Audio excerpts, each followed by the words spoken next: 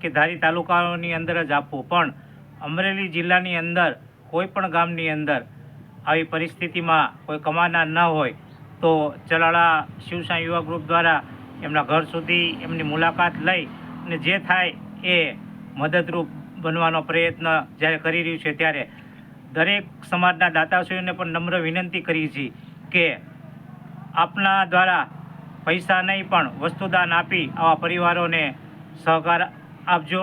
ચલાળાની અંદર મંદિર બનાવવાનો નિર્માણ કરવાનો અમારો એક જ ધ્યેય હતો.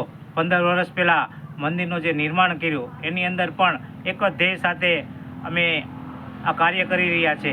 મંદિરો તો ગામ અને શહેરોમાં અસંખ્ય હોય છે, પણ આવા ખરેખર જરૂરિયાતમંદ લોકો હોય એને આપણે મદદરૂપ બનીએ, એને સહાય કરીએ તો જ મંદિર બનાવ્યું છે એ ખરા અર્થની અંદર સાબિત થાય છે. કારણ કે મંદિર બનાવવાથી કોઈને ફાયદો નથી, પણ ખરેખર જરૂરિયાતમંદ લોકોને આપણે મદદરૂપ બનીએ અને જે થાય એ મદદ કરીએ એવી હું દરેક સમાજના દરેક લોકોને નમ્ર અપીલ કરું છું કે આવા લોકોને મદદ કરજો અને આવી સંસ્થાઓ જે છે એ પણ આવા લોકોને મદદરૂપ બને. ફરી વખત દાતાઓને વિનંતી કે પૈસા નહીં, આપના જ હસ્તે વસ્તુઓ આપો અને આવા ગરીબ પરિવારોને મદદરૂપ બનો. ખૂબ સરસ રાજુભાઈ, તમારી સેવા ખરેખર સારામાં સારી છે.